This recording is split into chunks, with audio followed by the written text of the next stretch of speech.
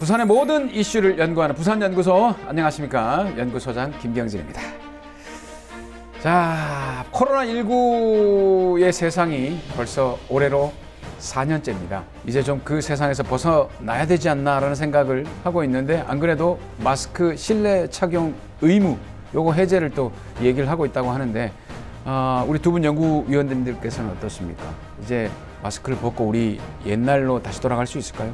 제 마음에서 이미 마스크는 다 벗었어요. 같습니까? 저는 완전히 무장 해제됐어요. 그래서 뭐 가능하면 마스크를 안 쓸 수 있는 조건에서는 가능하면 안 쓰려고 노력은 하고 있습니다. 뭐 해제를 해도 상관없다? 저는 뭐 개인적으로는 지금 뭐 제가 이제 과학자가 아니니까 정확하게 집단 면역의 상태 이런 것들이 얼마만큼 위험한 건지 뭐 이런 것들을 평가할 수는 없는데, 저는 뭐 그런 관련 기사들을 보면 국민의 98% 이상이 관련된 항체를 보유하고 있고 뭐 이런 상황이라면 저는 우리가 저 집단 면역 상태에 이르렀다 이렇게 판단을 하고 조금 더 자유롭게 뭐 접근할 수 있지 않을까 생각은 하는데, 개인적으로는 저는 그래도 이 습관은 조금 유지를 했으면 좋겠다. 왜냐하면 제가 감기를 달고 살았는데 사실 이 마스크 쓴 기간 동안 감기 걸린 기억이 거의 없습니다. 저는 이건 위생상 좀 좋은 부분이니까 좀 불편하더라도 이 습관은 국민 전체적으로 조금 유지를 하는 것도 나쁘진 않겠다 이렇게 생각합니다. 쓰는 게 훨씬 유익한 분들도 있을 것 같아요.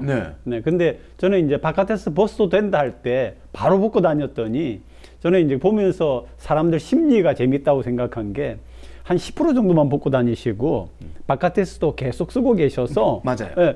눈치를 보시는 건가 아니면은 개인적으로 취향이신가 이렇게 관찰하며 다닌 적이 있어요. 근데 실제로 표정이 안 좋으신 분들 있어요. 바깥에서 우리 벗게는 돼 있는데 바깥에서 막 운동하다가 지나치다 보면 관광지 같은 데 가면 쓰신 분들이 조금 표정이 안 쓴 사람들을 바라보는 표정이 쟤는 왜 안 썼지 뭐 이런 것들이 여전히 좀 있는 부분, 저는 그런 습관의 어떤 관성 이런 것들이 굉장히 좀 오래 갈 것 같다 그런 생각을 합니다. 그렇네요. 사실 뭐 관에서 실제로 의무를 해제를 한다고 하더라도 우리 몸에 밴 습관이 하루아침에 바뀌지는 않을 것 같습니다. 그렇죠. 그래서 다시 뭐 코로나19 이전의 세계로 돌아간다는 게 쉽지는 않을 것 같다.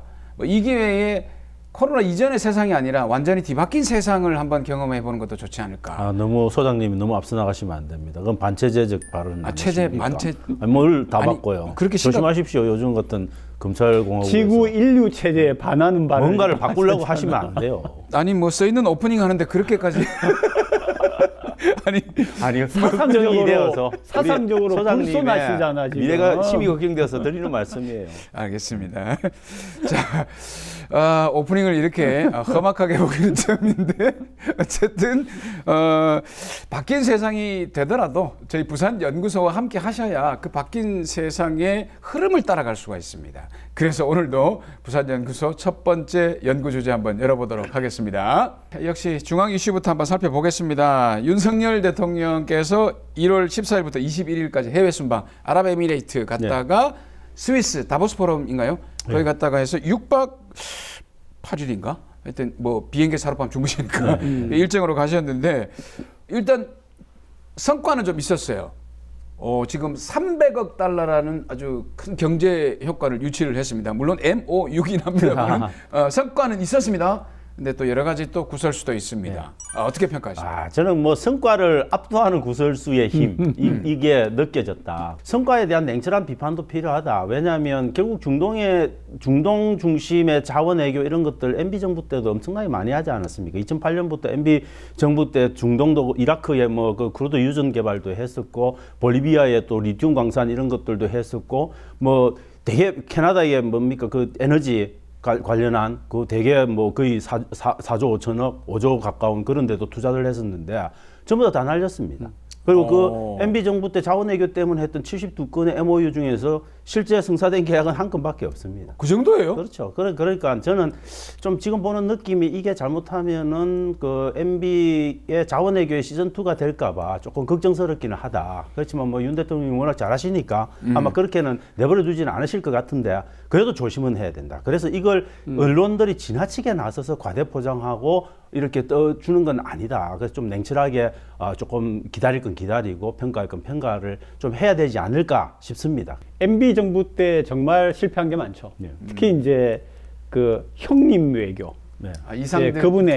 그분이 이제 해가지고 광산을 샀는데 알고 보니까 좀 표현이 그렇지만 깡통 광산이었고 그렇죠. 이런 것들이 있었거든요. 그런 걸 교훈을 좀 삼고 있을 거라고 생각하고 어쨌든 뭐 열심히 해가지고 돈 벌어오는 데는 뭐 일단은 잘하신다 그런 얘기를 하고 다만 방금 얘기하신 것처럼 그게 깡통이 안 되겠죠. 안 되도록 아마 단단히 해주시기를. 그렇죠. 그런데 보면 우리가 저도 뭐 이제 연구소 운영하고 뭐 사업단 운영하고 이러면서 MOU를 많이 맺거든요. MOU 그거 자체가 성과라고 생각을 하는데 MOU는 쉽게 맺어줍니다. MOU가 예, 대부분 또 개발도상국이나 이렇게 개발 요소들을 되게 바라는 그런 국가들에서는 MOU 맺어서 일단은 부국에서 자원들이 들어와서 막 투자하게 만들어 놓고 나중에 결국은 뭐 국유자산화 하거나 아니면은 더 이상 못한다 이렇게 끊어버리면 그 투자한 돈은 고스란히 자기 거 되지 않습니까? 그런 방식으로 사실 MOU를 활용하는 측면들도 있기 때문에 대단히 좀 저는 조심스럽게 접근할 거. 지금 이제 중요한 게 우리 시청자 여러분들이 MOU에 대해서 기사는 많이 봤는데 정확하게 이게 뭐길래 MOU는 뭐 아무 소용없다 이런 얘기를 하나 궁금할 수 있지 않습니까? 자, 우리 차 교수님이 설명 들어가겠습니다. MOU는 Memorandum of Understanding. 메모랜덤 양해 각서죠. Understanding 하면 양해 혹은 이해인데 그 메모랜덤은 이제 각서가 되는 거고. 이해, 양해 각서. 양해 각서라고 보면 되는데 이거는 내가 투자할 의향이 있다 정도를 확인하는 거고 투자를 진행하기 위해서 서로 협력하자 정도를 밝히는 겁니다. 그래서 언론에서 이걸 투자 유치 이렇게 확정적으로 이야기하는 거는 저는 이건 완전히 거짓말이라고 봅니다. 아니구나. 투자 유치는 아닌 거죠. 투자 유치라고 하는 거는 계약서를 쓰고 컨트랙트를 써야 되는 건데 컨트랙트와 MOU는 완전히 다른 겁니다. 그래서 사실은 쉽게 그 언론들이 그렇게 생각을 하는데 저는 언론도 그런 좀 용어를 그렇게 가볍게 써서는 안 된다 그렇게 보는 거예요. 야, 나는 MOU를 하면 그냥 돈이 37조 얼마 들어오는 거 아닙니까? 그러면 제가 지금 벌써 부자 될게요. 제가 그 무슨 사업단하고 연구소 하면서 MOU만 한 30-40개를 맺었는데 그러면 벌써 부자 됐겠어요. 근데 이제 저희들은 학교에 있었으니까 어떤 케이스가 있느냐 하면은 간호학과를 신설했던 경험이 있어요. 그럼 이제 간호학과나 물리치료과를 신설하기 위해서 이거를 갖다가 좀 더 점수를 많이 받으려고 하면 부산에 있는 큰 병원을 다니면서 우리가 간호과나 물리치료과를 만들면은 우리 아이들 받아서 연수도 시켜주고 뭐 이렇게 해가지고 하겠다라고 하는 MOU를 맺습니다. 네네네네. 맺었는데 만들어지고 나서 실질적으로 MOU를 했던 병원하고 교환이나 교류가 있었던 건 전혀 아니거든요. 예, 그러니까 MOU라고 하는 거는 방금 차 교수님 설명하신 것처럼 그런 거고 정식으로 계약은 영어로 contract, 계약이 딱 돼야 되는 거니까 좀 다른 차원이다. 그리고 지금 이제 아까 말씀하셨던 그게 이제 큰 성과로 지금 돼 있는데 그 성과 뒤에 나와 있는 요거는 이제 국민의힘 측에서 요만한 거 가지고 왜 이렇게 크게 얘기를 하느냐. 그 요만한 게 뭐냐면 요만한 게 아니죠. 아니 저는 바이든 날리면 사태보다도 훨씬 심각한 사태라고 봅니다. 왜냐하면 그걸 정리를 좀 해드린 게 대한민국하고 이란이 60년 넘게 수교를 맺고 있고 지금도 엄청나게 많은 그 무역 관계를 갖고 있고 이란 국민들이 대한민국에 대해서 가지는 약간 그런 우호적인 기분, 그런 감정이 있거든요. 이런 것들이 싹 사라지는 거죠. 그리고 이란이라고 하는 나라가 중동에서 차지하는 특수한 지위 이런 것들을 봤을 때 이란하고 저는 척을 지게 만드는 그건 정말 외교적으로 엄청나게 큰 손실이다 그렇게 봅니다. 일단 그 내용은 사실관계를 말씀드려야 되는 게 일단 부대에 가서 윤석열 대통령이 우리 장병을 뭐 장병과 만나서 얘기를 하는 자리에서 거기서 이제 얘기한 게 주적이라는 개념으로 아랍에미리에이트의 주적은 이란이다. 우리가 북한이 주적인 거와 마찬가지로 이렇게 얘기를 함으로써 이란이 뭐야? 우리 아랍에미리트하고 지금 교류도 하고 있는데? 이러면서 이란에서 지금 반발을 하고 있는 상황이에요. 그런데 주적이라는 표현은 심지어 우리가 북한에 대해서 쓸 때도 이건 되게 조심스럽게 접근하는 거. 우리 국방백서에 주적을 표현할 때 주적으로 표현할까 말까를 갖고 엄청난 토론을 벌여야 되는 문제입니다. 그래서 이번에 저희들 냈던 그 윤석열 정부에서 냈던 국방백서에도 주적으로 표현을 하지 않습니다. 상당한 위협 뭐 그런 정도로 표현하거나 그냥 적으로만 표현하죠. 그런데 그걸 주적으로 표현하는 거는 저는 굉장히 위험한 발상이고 실제 팩트 체크를 해보더라도 UAE하고 그다음에 이란이 주적 관계가 전혀 아닙니다.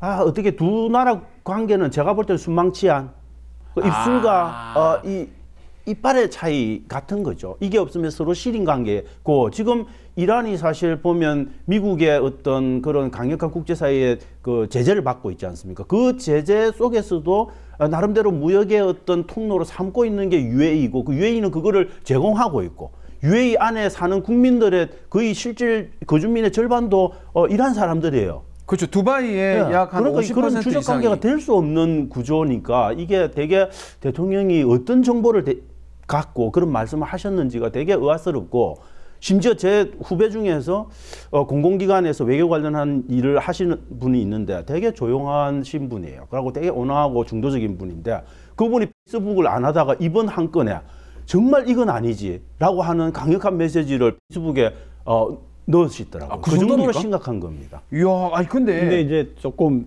역사적인 배경을 좀 말씀을 드리면 그렇죠. 예, 사실은 예, 중동에 있는 여러 나라들 가운데서 이란이 가지고 있는 특수성이 있습니다. 어떤? 뭐냐면은 이란은 과거에 세계를 제패했던 나라입니다. 페르시아. 네, 네. 그래서 그런 어떤 자존감과 자부심이 결국 미국에 지금 맞서는 나라가 되게 만들었거든요. 지금 미국에 맞서고 있는 유일한 나라 아닙니까? 사실은. 중동에서. 네네, 중동에서. 그리고 이제 지금 우크라이나 러시아 전쟁 같은 경우에도 이란이 계속 러시아 쪽에다가 어떤 것들을 좀 팔기도 하고 네, 그런 한 가지가 있고 그다음에 이란이 중동 전체를 놓고 볼 적에 그전에는 이란하고 이라크가 양대 패권 국가였는데 이라크가 상당히 어려운 지경에 빠지고 나서는 유일한 지금 중동에 사실은 패권 국가처럼 그렇다고 영향력을 미치는 건 아닌데 네. 그 정도로 이제 중동에서는 군사적으로 강대국이다라고 하는 게 하나 있고요.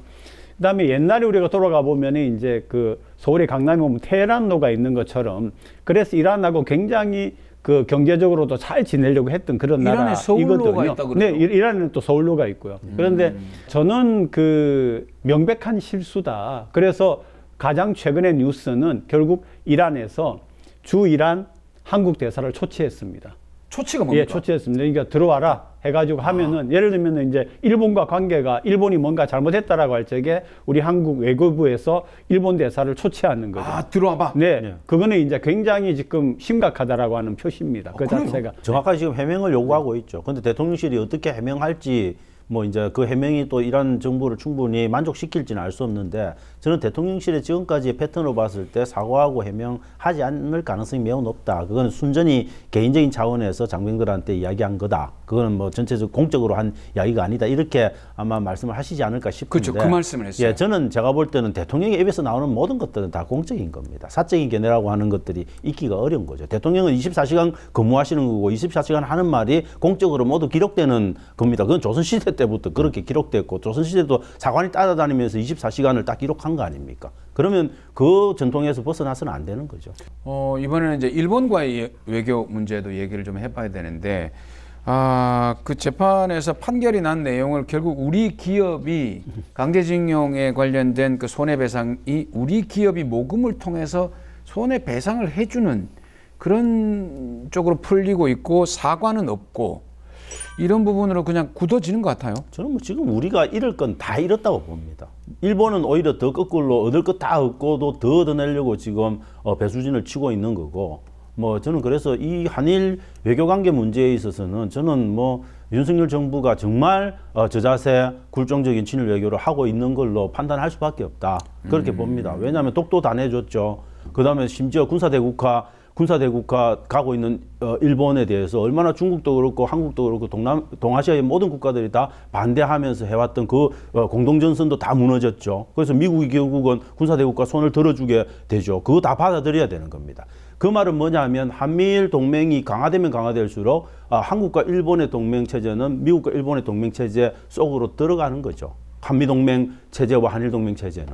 그런 방식으로 저는 뭐 거의 그 한반도 문제에서 우리가 갖고 있는 주도권을 계속 일본과 미국에게 뺏길 수밖에 없는 구조로 가고 있다. 근데 이건 불을 보듯 그냥 우리는 예측된 겁니다. 이건 왜냐하면 대통령실이 외교안보 관련한 라인을 짤 때 그런 생각들로 가득 차신 분 그리고 몇십 년간 그런 생각들을 수도 없이 글과 행동으로 보여오신 분들을 다 진용을 짠 거예요. 그분들은 철학부터 그렇기 때문에 뭐 야단칠 것도 없는 거죠. 이걸 바꾸려는 한 가지 방법밖에 없습니다. 대통령실에 있는 그 외교안보 라인을 갈아치우면 되는 거죠. 근데 그렇게 하실 대통령의 의향도 없는 것 같고, 그래서 저는 이 분야는 계속 앞으로도 나빠질 가능성이 매우 높다. 그래서 아마 제3자 배상 형태로 우리 기업이 돈 내고, 되게 웃기는 거죠. 어떤 상식적인 감각 속에서 전혀 받아들이기 어려운 겁니다. 이런 논의는 안 됩니까? 저는 두 가지를 말씀을 드리고 싶은데, 하나는 결국 일본의 외교의 승리다. 일본은 이미 그 김종필 JP 예. 가가지고 했던 그때의 배상을 해준 걸로 모든 것이 끝났다. 그렇죠. 사과까지도 포함해서 끝났다라고 하는 그 원칙을 결국 이번에 지켜낸 거죠. 야. 네, 결국 지켜낸 거죠. 그런데 그런 와중에 우리 한국은 물론 이제 정부가 바뀌고 그런 어떤 이념의 색깔이 바뀌면서 어쩔 수 없는 부분도 있지만은 이게 계속 한국은 외교라고 하는 측면에서 그러니까 헷가닥 이제 경상도 말로 하면은 그런 부분이 있다라고 하는 게 참 아쉽고요. 두 번째는 현 정부는 이 동아시아 혹은 동북아시아의 구조 변화를 봐야 됩니다. 어떤 지금 일본이 굉장히 우리에게 그런 점에서 필요하다라고 봤던 거는 소위 이제 그 남방 삼각과 북방 삼각이라고 하는 것이 성립될 때였거든요. 그러니까 한미일 대 북중러가. 그런데 지금 이제 국제정치학자들이 이야기하는 거는 굉장히 러시아가 앞으로 힘들 거다. 러시아가 회복되는데 굉장한 시간이 걸릴 거다. 그러니까 다시 말하면 남방 삼각이 겁냈던 거는 중국과 러시아의 연대고, 그리고 그거를 뒷받침받는 북한이기 때문에 겁을 냈던 건데, 만약에 러시아가 지금 예측하는 것처럼 회복하는데 굉장히 오래 걸릴 것 같으면은 중국 혼자서는 이걸 견뎌내기가 힘듭니다. 구조상에 있어서. 그리고 사실 북한 같은 경우에도 지금 미사일을 쏘고 뭘 쏘고 하지만은 제가 느끼는 바에 의하면은 상당히 뭔가 좀 이상해요. 말하자면은 절대 강은 저는 아니라고 느끼고 있거든요. 그렇게 보면은 한국의 외교는 어느 정도 중국과의 관계에 여유를 둘 필요가 있다. 굳이 적대를 삼아가지고 하는 게 아니라 옛날에 중국, 러시아, 북한이 똘똘 뭉치고 그들의 힘이 엄청날 때는 이걸 갖고 막아야죠. 근데 지금 이런 구도의 변화를 볼 필요가 있다. 저는 그렇게 생각을 합니다. 바뀌었는데 그 바뀐 어떤 정세에 맞는 게 아니라 오히려 옛날 그 느낌 그대로 이쪽 남방 삼각 동맹을 강화하는 쪽으로. 우크라이나 전쟁이 일어나기 전에는 좀 두려웠죠. 왜냐하면은 러시아가 가지고 있는 군사력이나 이런 것들에 대한 두려움이 있었습니다.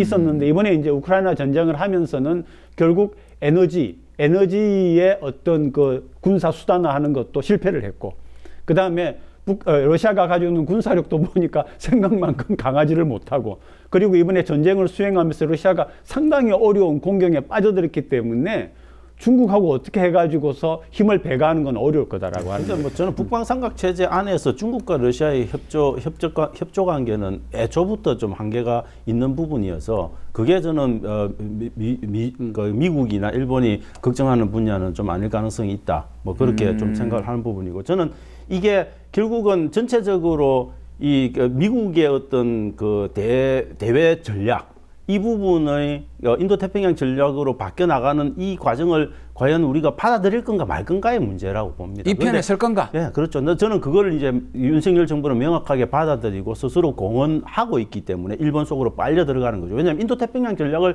받아들이는 순간 그거는 그냥 중국하고는 척지고 일본한테 끌려가는 방식으로 갈 수밖에 없는 구조가 된 겁니다. 왜냐하면 일본이 그걸 원래 기초한 거니까. 그래서 다음 정권에도 저는 이게 이 정권에 끝나면 되는데 다음 정권이 더 운신을 할 폭을 아예 지금 현재 정부가 저는 아예 좁혀버리면 우리 외교가 어떻게 될까 뭐 이런 고민들이. 한 가지만 더 부과를 하면 일본의 입장이 많이 반영이 된 거죠. 왜냐하면 옛날에는 일본이 세계 제2위의 경제 대국에 그렇죠. 위치해 있었는데 일본의 경제력이 상당히 줄어들었고요. 그 다음에 가장 최근에 나온 국제적인 영향력에서 한국 바로 다음 순서가 돼버렸습니다. 맞아요. 예. 그리고 이제 군사력이라고 하는 것도 사실은 지금 30만을 가지고 있는데 일본은 전쟁을 할 수 없는 국가로 헌법이 되어 있었기 때문에 그 30만은 전부 장교로만 되어 있고요. 그래서 결국은 일본이 선택할 수 있는 거는 미국의 힘을 더 얻는 거고 아니면은 핵 보유를 실질적으로 해 나가는 그런 건데, 앞으로 이제 지금 그 국제정치학자들이 예측하는 거는 한 몇 년 이내에 중국이 과연 대만을 침공할 거냐라고 하는 게 가장 큰 문제가 지금 되어 있습니다. 그런데 아마 가능성이 있다라고 얘기를 했었는데, 그때 미국이나 일본에서 겁을 좀 이렇게 좀 신경이 쓰였던 거는 그 뒤에 군사적인 측면에서 백업하는 러시아가 있기 때문이죠. 왜 그러냐면은 중국이 굉장히 군사 기술을 늘렸지만은 스텔스라든지 이런 부분에서 사실 한계가 있었습니다. 러시아 기술이 좋죠. 네. 그래서 러시아가 그런 부분을 백업한다라고 하면은 미국, 일본으로만 가지고서도 막아내기 힘들 거다라고 생각을 했는데 이번에 러시아가 국력을 상당히 많이 소진을 한 부분이 있기 때문에 그래서 볼 적에는 지금 하여튼 저는 초점이 한국의 외교가 뭐 이왕에 시작한 거 하되 중국과의 관계도 잘해야 된다라고 하는 그런 걸 말씀드립니다. 그렇죠. 요즘 외교의 패턴이 다들 어제의 적이 오늘이 동지가 되고 해서 이익에 따라서 이합 집산이 계속되는 그런 부분이 좀 있기 때문에 일방적으로 한 편을 든다는 거 위험할 수도 있다. 뭐 이런 생각도 한번 해봅니다.